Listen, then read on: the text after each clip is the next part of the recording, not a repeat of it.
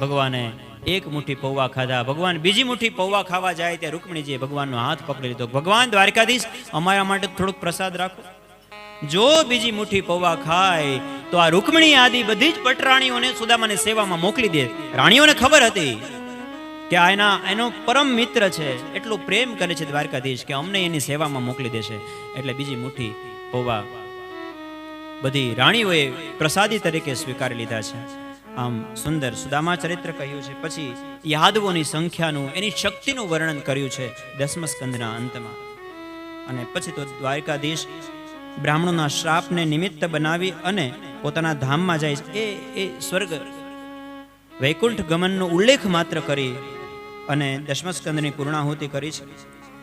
11મા સ્કંદની શરૂઆતમાં યાદવ કુમારો છે, એક વખત પિંડારક ક્ષેત્રની અંદર ભ્રમણ કરી રહ્યા છે. ત્યાં જાંબુવતીનો દીકરો જે સાંબ છે એ સ્ત્રીનો વેશ ધારણ કરે છે. ત્યાં સપ્તર્ષિઓ વિચરણ કરી રહ્યા હોય છે, મજાક મશ્કરી કરવાનું સૂજે છે. બધા યાદવના કુમારો છે. કહે છે કે આ ઋષિઓ ખરેખર બ્રહ્મજ્ઞાની છે કે નહીં આપણે જાણીએ. એટલે એક સાંબને સ્ત્રીનો વેશ ધારણ કરાવ્યો અને પછી ગયા ઋષિમુનિઓ પાસે. એકે પૂછ્યું કે અમારી આ પુત્ર વધુ છે, ઘૂંઘટો તાણી અને એ ગર્ભવતી છે, એને દીકરો થશે કે દીકરી? જરા તમે એનું જ્યોતિષ જોઈ આપો. ઋષિઓ સમજી ગયા છે કે દ્વારકાધીશના કુળમાં જન્મ્યા છે, છતાંય ઋષિઓનું બ્રાહ્મણોનું અપરાધ કરે છે. કહ્યું કે એમાંથી દીકરોય નહીં જન્મે, દીકરી નહીં જન્મે, એમાંથી હળ મૂષળ જન્મશે, એનાથી આખા તમારા વંશનો નાશ થશે. જાઓ, શાપ આપ્યો છે. ને પછી તો બધા ડરી ગયા છે. પછી તો એ હળ મૂષળ હતું એનો ભૂકો કરીને દરિયામાં પધરાવી દીધો છે બધો. પણ જે થવાનું એ થઈને રહે છે. એ દરિયામાં તણાતો એ બધું જ કાષ્ટ છે. એ દરિયાના કિનારે એક જગ્યાએ પ્રભાસમાં બધું એકત્રિત થયું છે ને એમાંથી એરકા નામની વનસ્પતિ ઉગી છે. એના પાંદડા તલવારની ધાર જેવા હોય છે. આ બાજુ વસુદેવ અને નારદ સંવાદ અંતર્ગત 9 યોગેશ્વરોની કથાનું વર્ણન છે. કવિર હરિર અંતરિક્ષ પ્રબુદ્ધ પિપ્પલાયન,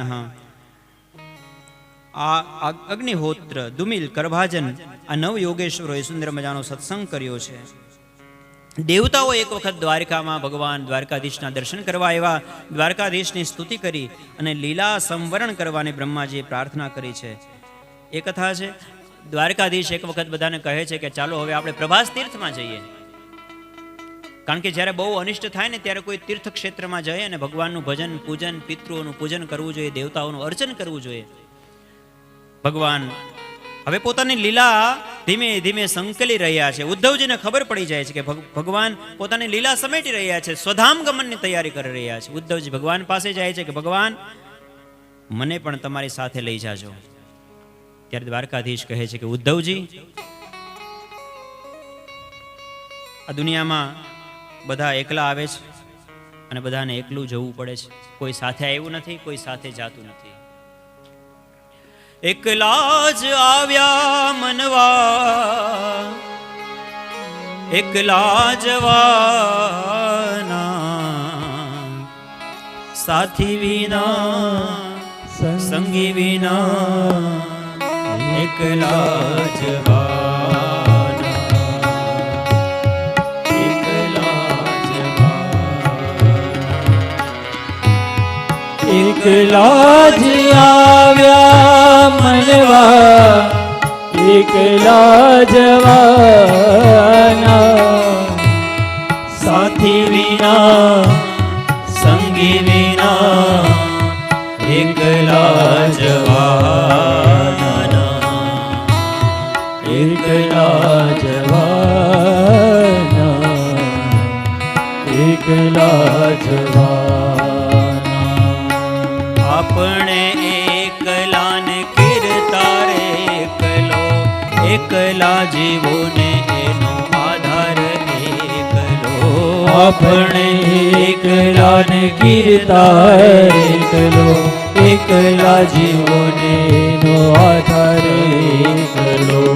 આપણે એકલાને કીર્તારે એકલો, એકલા જીવોને એનો આધાર એકલો.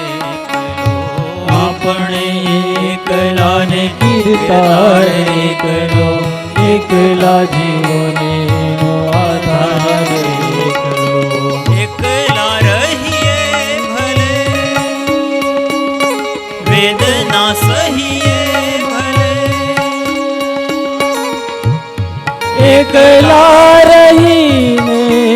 વેરું થયે બધાના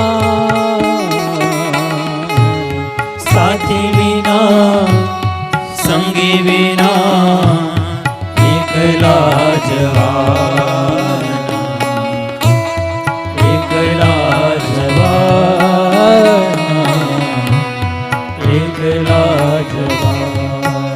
હે ઉદ્ધવજી, આ બધા એકલા જ આવ્યા છે ને એકલું જ જવું પડે અંત સમયે.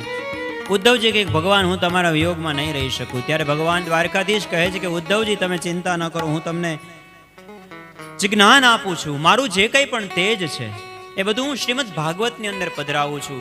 શ્રીમદ ભાગવતનો આશ્રય કરજો. આ ગ્રંથ નથી, આ સાક્ષાત મારું સ્વરૂપ છે. શ્રીમદ ભાગવતનું જ્ઞાન આપ્યું છે. નાહમ તવાંગ્રી કમલમ ક્ષણાર્ધમપી કેશવ ત્યક્તુમ સમુત્સહે નાથ સ્વધામનય મામપી. ઉદ્ધવજી અમે જશું અને તમે આજથી 7મા દિવસે આ દ્વારકા છે આખી ડૂબી જશે. જેટલી પણ સ્ત્રીઓ છે બધી જ સ્ત્રીઓને અને વૃદ્ધોને અર્જુનજીની સાથે હસ્તિનાપુર મોકલી દીધા છે. ઉદ્ધવજીને કહ્યું છે કે તમે આ જ્ઞાન લઈને બદ્રિકાશ્રમમાં જાઓ, રસ્તામાં મૈત્રેય ઋષિ તમને મળશે, એને આ જ્ઞાનની ચર્ચા કરો એની સાથે. ઉદ્ધવજી રડતી આંખોથી વિદાય લે છે. આ બાજુ ગુરુ દત્તાત્રેય અને યદુરાજાનો સંવાદ એનું વર્ણન કર્યું છે. એક વખત યદુરાજા ભગવાનના પૂર્વજ છે, એની પાસે દત્તાત્રેય ભગવાન આવ્યા. યદુરાજાએ પૂછ્યું કે હે ભગવાન, તમે કઈ રીતે મુક્ત વિચરણ કરી શકો છો? ત્યારે દત્તાત્રેય ભગવાન કહે છે કે મને દુનિયામાં જેની પાસે શીખવાનું મળે ને બધા પાસે હું શીખું છું. જ્ઞાન જ્યાંથી મળે ત્યાંથી લઈ લેવાય. મારા 24 ગુરુઓ છે. આ 24 ગુરુઓની કથા અહીંયા એનું વર્ણન છે. દત્તાત્રેય ભગવાનના 24 ગુરુ છે. આશ્ચર્ય થાય કેવા કેવા ગુરુ છે. સંતિ મે ગુરવો રાજન બહવો બુદ્ધ્યુપાશ્રિતાઃ યતો બુદ્ધિમુપાદાય મુક્તોટા મે હતાન શૃણુ. મારા 24 ગુરુ સાંભળ રાજા. પૃથ્વી વાયુરાકાશો આપોગ્નિશ્ચંદ્રમા રવિઃ કપોતો અજગરઃ સિંધુઃ પતંગો મધુકૃદ્ગજઃ મધુહા હરિણો મીનઃ પિંગલા કુરરોર્ભકઃ કુમારી શરકૃત સર્પ ઉર્ણનાભિઃ સુપેશકૃત. આ 24 ગુરુઓ છે. પૃથ્વી, વાયુ, આકાશ, જળ, અગ્નિ, ચંદ્ર, સર્પ, કબૂતર, એ પણ દરેક પાસેથી મેં કાંઈક ને કાંઈક શીખ્યું છે. અજગર પાસેથી મેં શીખ્યું છે કે એક વખત ખોરાક લઈને પછી પડ્યું રહેવાનું, સંતોષ માનવાનો, બાકી તો ઈચ્છાઓનો કોઈ અંત નથી. સાગર પાસેથી ધીરતા અને ગંભીરતા શીખી છે. પતંગિયા પાસેથી મેં શીખ્યું છે કે પતંગિયું એક રૂપમાં મોહિત થાય અને એને બળી જવું પડે. પતંગિયું તો એક માત્ર રૂપમાં મોહિત થાય છે, જ્યારે આ માણસ છે ને એ તો પંચ ઇન્દ્રિયોથી રૂપ, રસ, શબ્દ, સ્પર્શ આ બધામાં ફસાય છે. એટલા માટે આપણે ગુજરાતીમાં એક બહુ સુંદર પદ છે કે વહે જ્યાં ગીત મીઠું ત્યાં હરણ તું દોડી ના જાજે, હરણ તું દોડી ના જાજે, વિંધાવું બાણ ના કરતા, વિંધાવું બાણ ના કરતા મજા છે દૂર રહેવામાં. કહું છું પ્રેમીઓ ભોળા મજા છે દૂર રહેવામાં. બહુ સુંદર રચના છે કે આકાશમાં સૂર્યોદય થાય અને અહીંયા પૃથ્વી ઉપર ખીલેલું કમળ છે. પૃથ્વી ઉપર કમળ ખીલે, સૂર્ય કેટલો દૂર, પણ એ દૂર છે એટલે ખીલે છે. જો સૂર્યને મળવા જાય તો બળી જાય. એક સેફ ડિસ્ટન્સ જરૂરી છે દરેક જગ્યાએ. ગુરુ પાસે પણ એક સેફ ડિસ્ટન્સ, રાજા પાસે પણ એક સેફ ડિસ્ટન્સ. ઉગે આકાશમાં ભાનું અને કમળનું મુખડું મલકે, કમળનું મુખડું મલકે, રવિને સ્પર્શવા કરતા મજા છે દૂર રહેવામાં. કહું છું પ્રેમીઓ ભોળા મજા છે દૂર રહેવામાં. આમ અલગ અલગ પ્રાણીઓ પાસેથી, પશુ પંખીઓ પાસેથી મેં કંઈક ને કંઈક શીખ્યું છે, એટલા માટે હું મુક્ત વિચરણ કરી શકું છું. અરે રાજન, આ શરીર છે એ પણ મારો ગુરુ છે. દેહો ગુરુર મમ વિરક્તિ વિવેક હેતુ.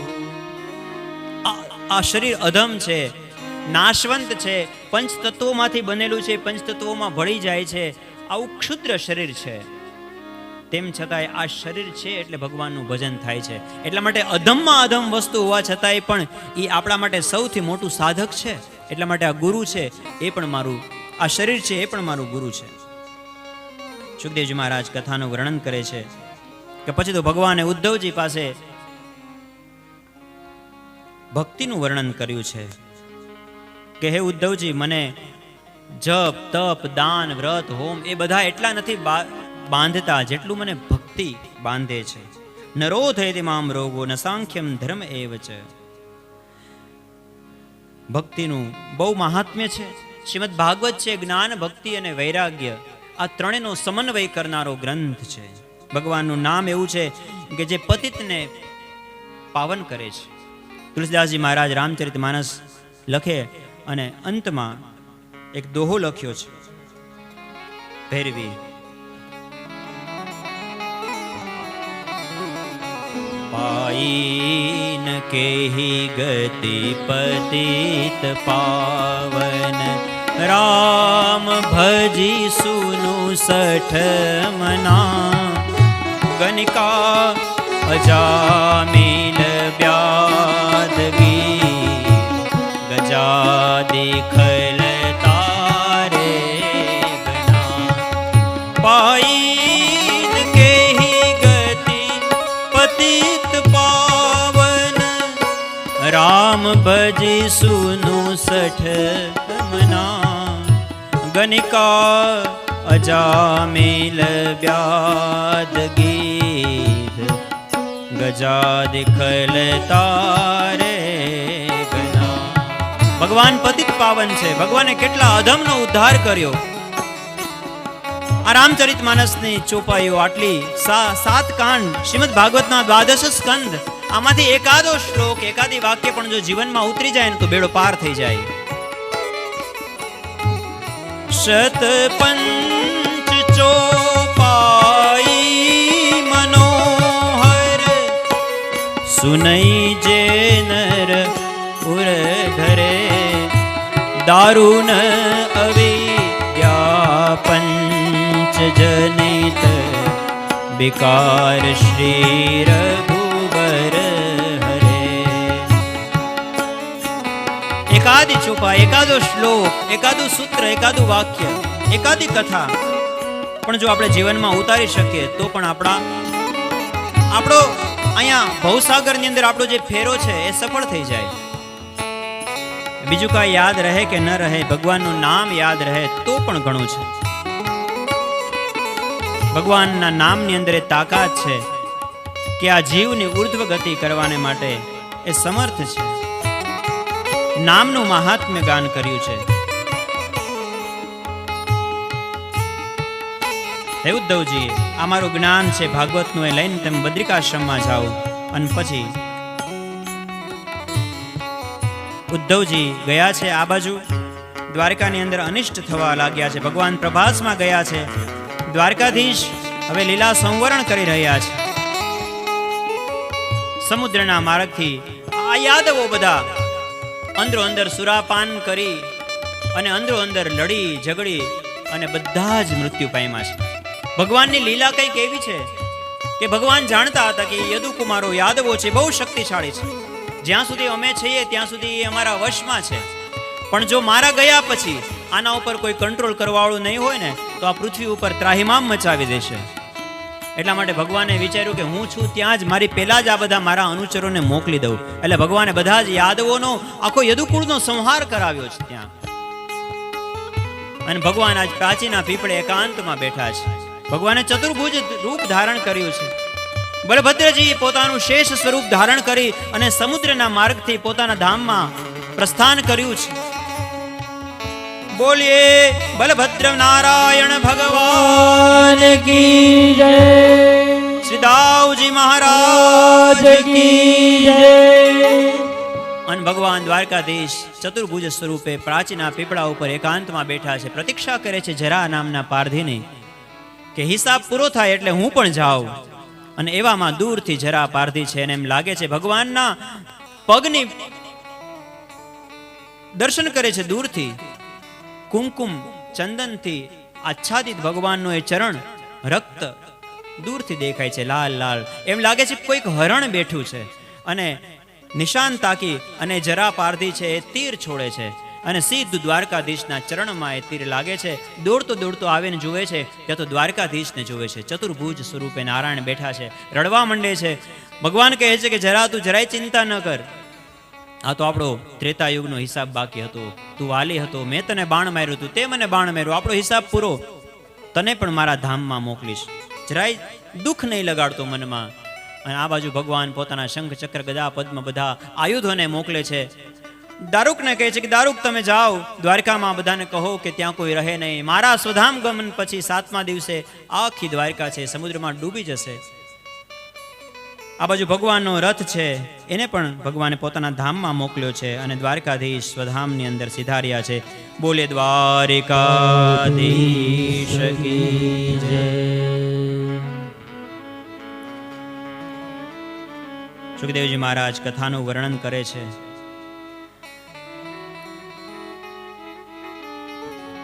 અંતિમ દિવસ છે કથાનો.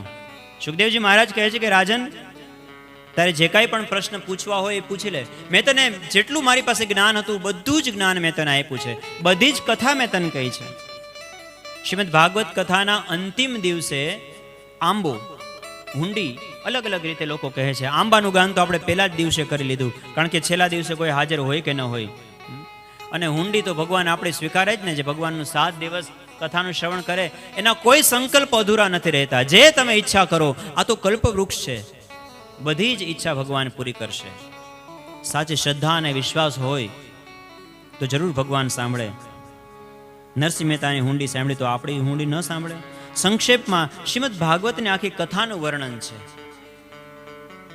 ભગવાનને આપણે એક લીટી હુંડીની ગાય કે જેમ નરસિંહ મહેતાને સાંભળીને અમારી સાંભળજો કે મારી હુંડી સ્વીકારો મહારાજ રે શામળા ગીરધારી.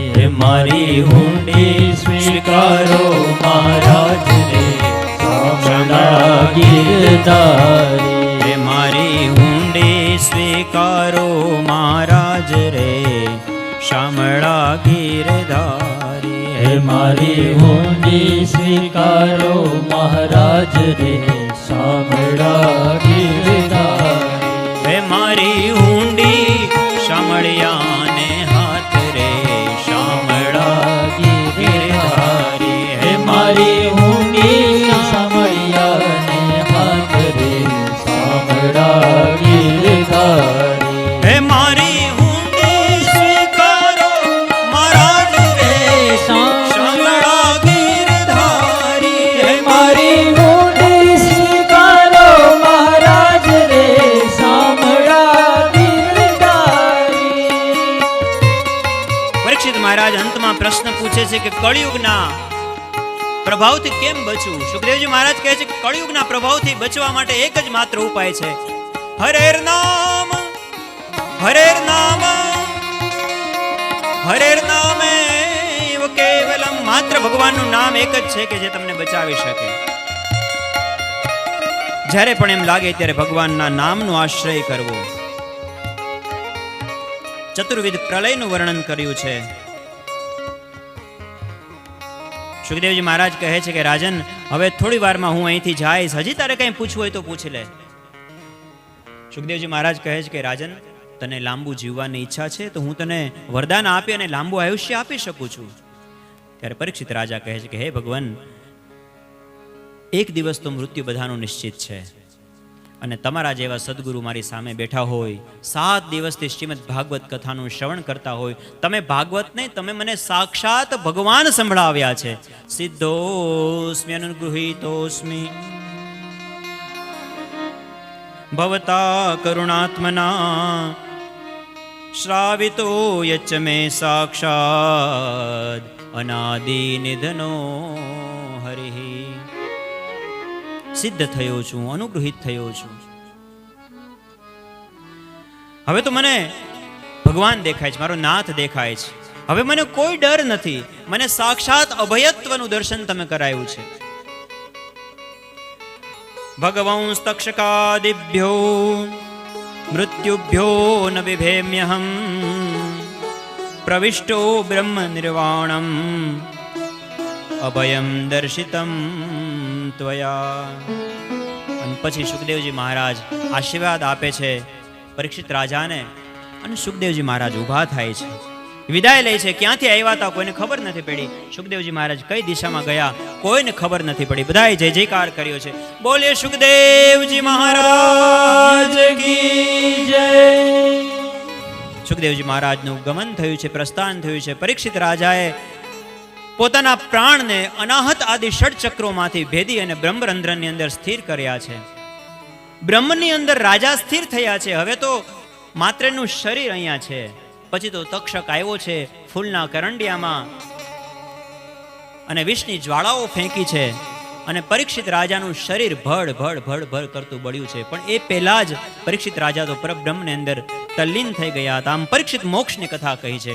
બોલે પરમ ભાગવત પરીક્ષિત મહારાજ કી જય. સુખદેવજી મહારાજે કથાની પૂર્ણાહુતિ કરી. આ બાજુ સૂતજી શૌનકાદિ ઋષિઓ પાસે જે કથા કરે છે એની પણ પૂર્ણાહુતિ કહે છે. અંતમાં કહે છે કે માનો કે આપણાથી કંઈ કથા શ્રવણ કરતા કરતા અમુક કથા ન સંભળાણી હોય, કોઈની નિંદા થઈ ગઈ હોય, અસત્યનું આચરણ થયું હોય, આવો કંઈ પણ અપરાધ થયો હોય, તો ભગવાનના નામમાં એવી તાકાત છે. 3 વખત ભગવાનનું નામ સાચા હૃદયથી લેવામાં આવે હાથ ઊંચા કરીને, તો ભગવાન એ પાપમાંથી આપણને મુક્તિ આપે છે. ભગવાન આપણને પવિત્ર કરે છે. આવો આપણે સૌ હાથ ઊંચા કરી અને 3 વખત હરયે નમઃ હરયે નમઃ હરયે નમઃ હરયે નમઃ હરયે નમઃ હરયે નમઃ. ભગવાનનું નામ દિવ્ય છે. ભગવાનનું નામનો જે આશ્રય કરે છે બધા જ વૈષ્ણવો ભગવાનનું સાનિધ્ય પ્રાપ્ત કરે છે. જેવી રીતે નદીઓમાં ગંગા શ્રેષ્ઠ છે, એવી રીતે દેવોમાં ભગવાન નારાયણ વાસુદેવ શ્રેષ્ઠ છે, વૈષ્ણવોમાં ભગવાન મહાદેવ શ્રેષ્ઠ છે. અને અંતે શરણાગતિ સ્વીકારી અને સત્યમ પરમ ધીમહીથી શ્રીમદ ભાગવત ગ્રંથની શરૂઆત થઈ હતી. સત્યમ પરમ ધીમહી આજ શ્લોકથી, આજ સુભાષિત, આજ સૂત્રથી શ્રીમદ ભાગવત ગ્રંથની પૂર્ણાહુતિ થાય છે. શરૂઆત પણ સત્યથી, અંત પણ સત્યથી. એનો અર્થ એ છે કે આખું શ્રીમદ ભાગવત સત્ય સ્વરૂપ છે. કસ્મે યેન વિભાસિતો યમતુલો જ્ઞાન પ્રદીપઃ પુરા તદ્રૂપેણ ચ નારદાય મુનયે કૃષ્ણાય તદ્રૂપિણા યોગીન્દ્રાય તદાત્મનાથ ભગવદ્રાતાય કારુણ્યતઃ તચ્શુદ્ધં વિમલં વિશોકમૃતં સત્યમ પરમ ધીમહિ. અને અંતિમ 2 શ્લોકમાં ભગવાન પાસે પ્રાર્થના કરી છે કે હે ભગવાન, અમને કદાચ તમે ગમે ત્યાં જન્મ આપો, પણ ભગવાન તમારી ભક્તિ આપજો. ભવે ભવે યથા ભક્તિ પાદયોસ્તવ જાયતે તથા કુરુષ્વ દેવેશ નાથસ્ત્વં નો યતઃ પ્રભો. નામ સંકીર્તનમ યસ્ય સર્વ પાપ પ્રણાશનમ પ્રણામો દુઃખ શમનઃ તમ નમામિ હરિમ પરમ. હે ભગવાન, તારા શરણોમાં અમને રાખજે.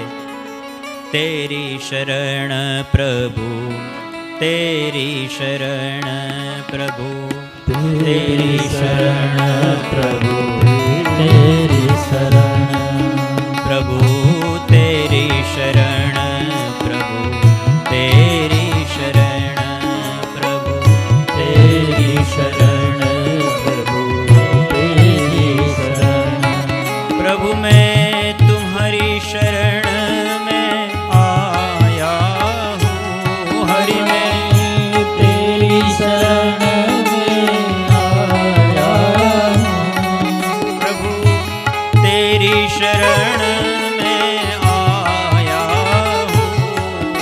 हूँ तेरी शरण में आया हूँ। तेरी शरण प्रभु तेरी शरण तेरी शरण प्रभु तेरी शरण। હે પ્રભુ, દુનિયામાં બધું છૂટી જાય પણ તમારો સાથ ન છૂટે એવા આશીર્વાદ આપજો. કારણ કે આ સંસાર મોહ માયામાં અમે પડશું અને ફરી પાછા માયામાં ફસાઈ જશું. હે ભગવાન, તમારું સાનિધ્ય કથા સત્સંગ અમને પ્રાપ્ત થતો રહે.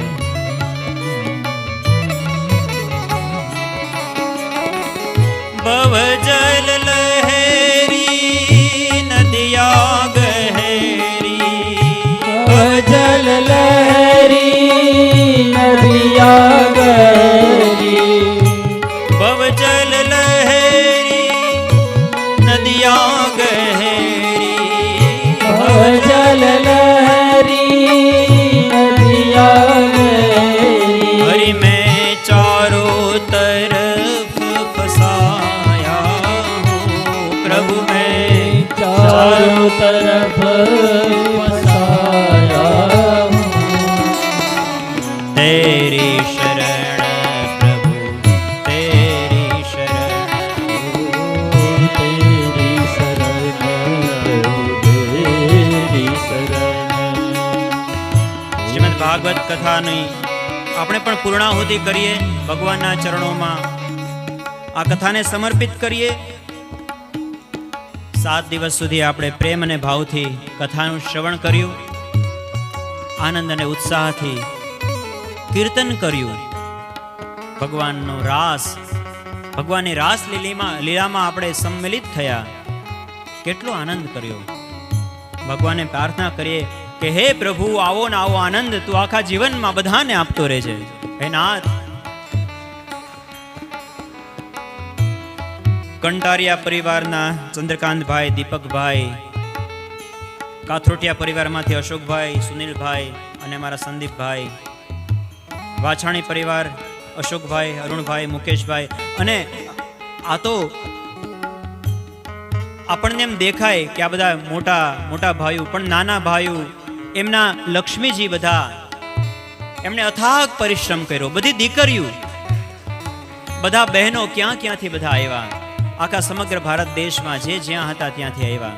કોઈ ગુજરાતથી, કોઈ ગુજરાત બહારથી, કોઈ દેશ વિદેશ, 7 દેશોના શ્રોતાઓ એક સાથે કથાનું શ્રવણ કર્યું. જમાયું,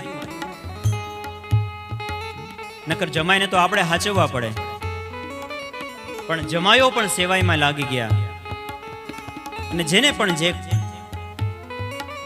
ફઈ આવ્યા, ફુવા આવ્યા, મામા આવ્યા, મામી આવ્યા, અને બધાએ પ્રેમ અને ભાવથી કથાનું શ્રવણ કર્યું. બધા મિત્રો આવ્યા, બધાએ બહુ સેવા કરી. રાજભાઈ, ભાવિકભાઈ અને ભાર્ગવભાઈ અમારા સારથી બની અને સતત અમારી સેવામાં રહ્યા. ભગવાનને પ્રાર્થના કે આપ સૌને ખૂબ સ્વાસ્થ્ય, ખૂબ સારી સમૃદ્ધિ આપે, સૌ ખુશ રહો. નિપુલભાઈ અને ચિરાગભાઈ ને બધાય સતત અમારા ભોજનમાં અમને તકલીફ ન પડે એનું સતત ધ્યાન કરતા રહ્યા. અમુક લોકો નીચે વ્યવસ્થામાં બધા હતા. અને કથામાં તમે સતત 4 કલાક બેસી શકો, તમને જરાય કંટાળો ના આવે, જરાય બગાસું ના આવે. એટલે વચ્ચે વચ્ચે હરિનામ સંકીર્તન આપણે કર્યું અને સુંદર મજાની સંગીતની સુરાવલીઓ. અમારા જયભાઈ 7 દિવસ સુધી તબલામાં સાથ આપ્યો.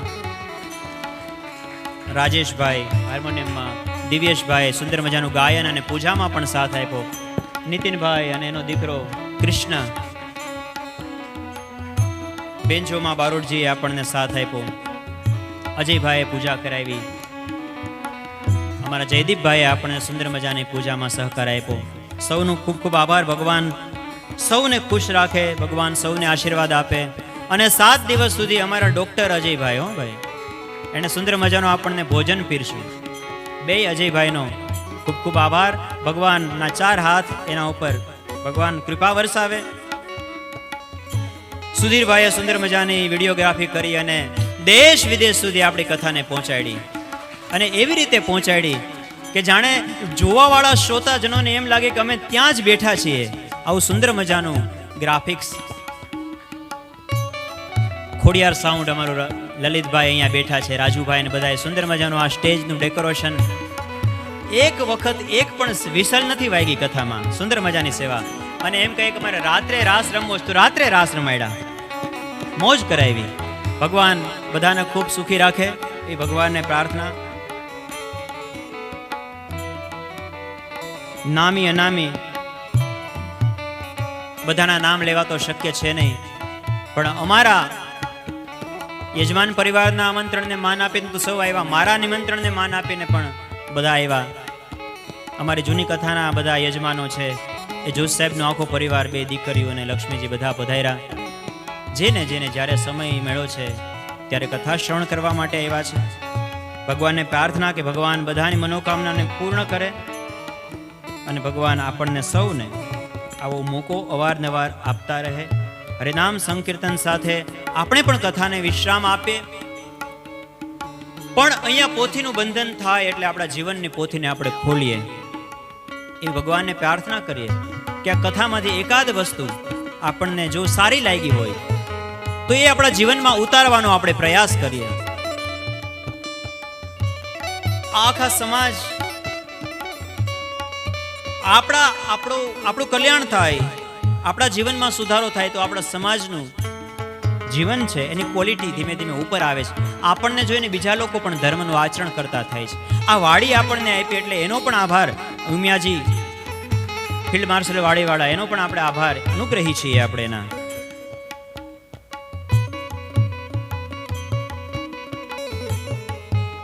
પોથી બંધ થાય ત્યારે આપણી જીવનની પોથી ઉઘડે અને એકાદો આપણે વ્રત લઈએ. કથા સાંભળીને દક્ષિણા આપવી પડે બધાએ. યજમાનો તો દક્ષિણા આપતા જ હોય છે, પણ જેણે જેણે કથા સાંભળી છે બધાએ દક્ષિણા આપવી જરૂરી છે. એટલા માટે આજે બધાએ દક્ષિણા આપવી ફરજિયાત છે. અને દક્ષિણામાં મારે બધા પાસેથી કંઈક વચન જોઈએ છે. એક એવું વચન જોઈએ છે કે જીવનમાં કોઈ વ્યસન હોય તો એ વ્યસન મૂકીએ અમે. આવું એક વચન એ ભાગવતજીના ચરણોમાં તમારે એ દક્ષિણા સ્વરૂપે મૂકવાનું છે. મનમાં એવી કોઈ વેરની ગાંઠ બાંધી લીધી હોય તો એ વેરની ગાંઠ છોડી અને બોલી જઈએ આપણે બીજા બધાની સાથે. મનમાં કંઈ રાખીએ નહીં. બધા ભાઈઓનો, બહેનોનો, કુટુંબનો જે પ્રેમ છે આમ નમ પ્રેમ વધતો જ રહે, વધતો જ રહે. અને કેકેવી પરિવાર દ્વારા આ કથાનું આયોજન એ પહેલું આયોજન બની રહે. સંદીપભાઈ, આ શરૂઆત છે એવી ભગવાનને પ્રાર્થના. આ પહેલું અને છેલ્લું નહીં, આ પહેલું, આ તો શરૂઆત છે. આના માધ્યમથી વારંવાર સત્સંગમાં આપણે સૌ મળતા રહીએ. જ્યાં પણ કથા થતી હોય ત્યાં આપણે કથાનું સાનિધ્ય પ્રાપ્ત કરીએ, કથાનું શ્રવણ કરતા રહીએ, મહાપુરુષોને સાંભળતા રહીએ. ભગવાન આપણી ભૂલોને માફ કરે. કાયેન વાચા મનસેન્દ્રિયે વા બુદ્ધ્યાત્મના વા પ્રકૃતે સ્વભાવાત કરોમિ યદ્યત સકલં પરસ્મૈ નારાયણાયેતિ સમર્પયામિ. ઇત્યેષા વાङ्मयी પૂજા શ્રીમચ્શંકર પાદયોઃ અર્પિતા તેન દેવેશ યતઃ શાંતિમ પ્રયચ્છમે. હું પણ મારા શબ્દોને વિરામ આપું. તમને કંઈ સારું લાગ્યું હોય તો એ ગુરુદેવની કૃપા, કંઈ ન ગમ્યું હોય, કંઈ એવું બોલાઈ ગયું હોય તો એ માનવ સહજ સ્વભાવ છે એમ સ્વીકારી અને સ્વીકારજો. કથા વિસર્જન હોત હૈ સુનહુ વીર હનુમાન રામ લક્ષ્મણ જાનકી સદા કરો કલ્યાણ. પૂર્ણમદઃ પૂર્ણમિદં પૂર્ણાત પૂર્ણમુદચ્યતે પૂર્ણસ્ય પૂર્ણમાદાય પૂર્ણમેવાવશિષ્યતે.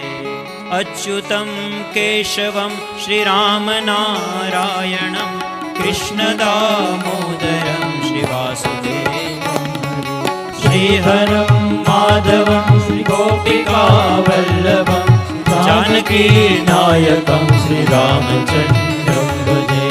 જાનકી નાયકં શ્રી श्री रामचंद्रं भजे जानकी नायकं श्री रामचंद्रं भजे। राजा राम राम राम सीता राम राम राम गाइए प्रेम और भाव से। राम राम राम सीता राम राम राम राजा राम राम राम सीता राम राम राम राजा राम राम राम सीता राम राम राम राजा राम राम राम सीता राम राम राम राजा राम राम राम सीता राम राम राम राधे श्याम श्याम श्याम राधे श्याम श्याम श्याम राधे श्याम श्याम श्याम राधे श्याम श्याम श्याम राधे श्याम श्याम श्याम राधे श्याम श्याम श्याम राधे श्याम श्याम श्याम राधे श्याम श्याम श्याम राजा राम राम राम सीता राम राम राम राजा राम राम राम सीता राम राम राम राजा राम राम राम सीता राम राम राम राजा राम राम राम सीता राम राम राम राजा राम राम राम सीता राम राम राम राजा राम राम राम सीता राम राम राम राजा राम राम राम सीता राम राम राम राजा राम राम राम सीता राम राम राम राजा राम राम राम सीता राम राम राम राजा राम राम राम सीता राम राम राम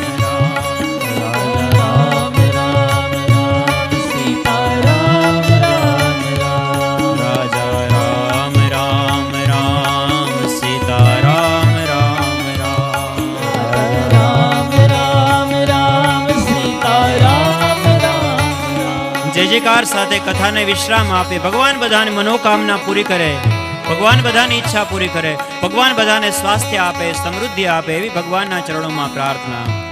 બોલીએ શ્રી દ્વારિકાધીશ धीश की जय શ્રી ગિરિરાજ ધરણ की जय श्री सद्गुरुदेव भगवान की जय श्री भागवत भगवान की जय ओम नमः पार्वती पतये हर हर महादेव। जय जय श्री राधे जय जय श्री राधे जय जय श्री राधे जय जय श्री राधे जय जय श्री राधे जय जय श्री राधे श्री वृंदावन विहारी लाल की सौने जय श्री कृष्ण, जय सिया राम, जय माता जी। उजालों को आंखों में महफूज रखना, बहुत दूर तक रात ही रात होगी। मुसाफिर हो तुम भी, मुसाफिर है हम भी, किसी मोड़ पर फिर मुलाकात होगी। जय जय हो। श्री कृष्ण। जय हो जय हो।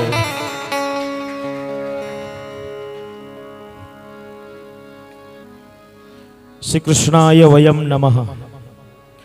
सुंदर मजानी कथा है। आज विराम पामी रही है। केम 7 दिवस पूरा थी अशोक भाई खबर न पड़ी है અને હાવ નિર્વિઘ્ન દીપકભાઈ। તો આપણે બધાયનો એની આભાર માન્યો। મહત્વનો આભાર તો આપણે વ્યાસજીનો માનવો જોઈએ તાળીઓના નાદથી કે એને આપણે બધાયને એક આસને બેસાડ્યા, એક સ્થાનમાં રાખી અને વિષયાંતર થયા વગર વિષયની બહાર જયા વગર જે ભાગવતનું પૂર્ણ નિચોડ કથા આપ બધાને કહી તો એનો ખૂબ આભાર માનીએ અને ભગવાન ભાગવત ભગવાનને આપણે બધા પ્રાર્થના કરીએ કે અવિરત કથાઓ એમની આપને સાંભળવાનો લાભ મળે।